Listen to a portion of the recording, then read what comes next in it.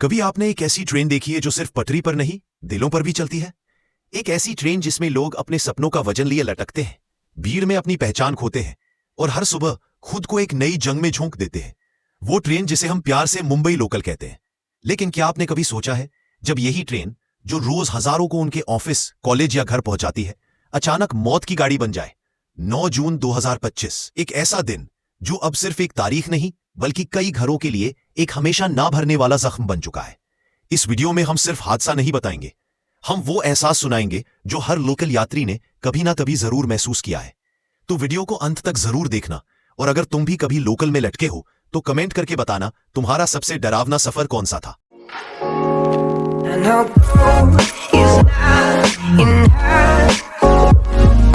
Mumbai local सिर्फ एक transport system नहीं, एक कल्चर है। सुबह 7 बजे की चर्च गेट की ट्रेन हो या 9:12 विरार फास्ट, हर रूट, हर प्लेटफॉर्म अपनी एक स्टोरी रखता है। हर दिन 70 लाख लोग लोकल में सफर करते हैं और हर दिन किसी ना किसी के लिए यह सफर आखिरी बन जाता है।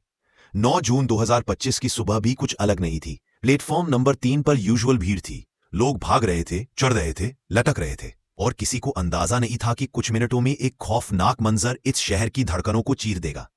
विरार से सीएसटी की ओर आ रही 9:40 AM की लोकल में जरूरत से ज्यादा लोग चढ़ चुके थे। भीड़ बस बढ़ती ही जा रही थी, और जब ट्रेन ने अंधेरी स्टेशन क्रॉस किया तभी दादर से पहले एक जोरदार झटका हुआ। किसी ने दरवाजे के किनारे फंसी कमीज पकड़ी थी तो किसी ने एक हाथ से हैंडल पकड़ा था, और तभी एक झटका, एक ब्रेक, और 11 लोग पटरी पर गिर पड़े। उनमें से 4 की मौके पर ही मौत हो गई। बाकी 7 को घायल हालत में KEM और सायन अस्पताल में भर्ती किया गया। कोई लटका था, कोई दरवाजे से आधा बाहर था, कोई प्लेटफॉर्म से ट्रेन में छलांग लगाने की कोशिश में था। अब सवाल उठता है, कसूरवार कौन है? क्या वो लोग जो चलती ट्रेन में चढ़ते हैं, या वो जो दरवाजे से लटके रहते हैं क्योंकि अंदर जगह नहीं, या वो पूरा सिस्टम जो दशकों से इस भीड़ को मैनेज करने में फेल रहा है? मुंबई की लोकल ट्रेनों की हालत कोई नई नहीं, सालों से यही कहानी है। Limited coaches, outdated signalling systems, understaffed RPF, zero crowd management. अगर कोई त्योहार हो या बारिश, हालात और भी खराब हो जाते हैं। 9 जून को भी हल्की बारिश थी, और बारिश का मतलब सिर्फ गीली पटरी नहीं, गीले सपने भी। सेंट्रल लाइन हो या वेस्टर्न, हर लाइन पे ऐसा लगता है मानो इंसानों को जानवरों की तरह पैक कर दिया गया हो।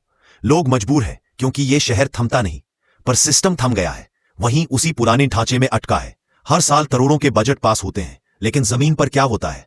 CCTV लगते हैं, अनाउंसमेंट्स होते हैं, लेकिन भीड़ की जंग वही रहती है। 9 जून की उस लोकल में एक लड़की थी, नेहा, जो मलाड में पढ़ाती थी।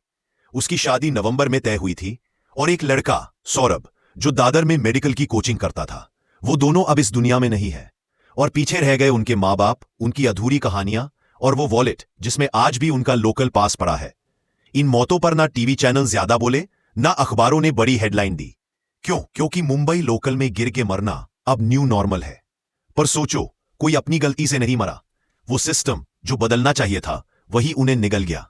हर मौत के साथ ये शहर कुछ और थकता है, कुछ और कठोर बनता है।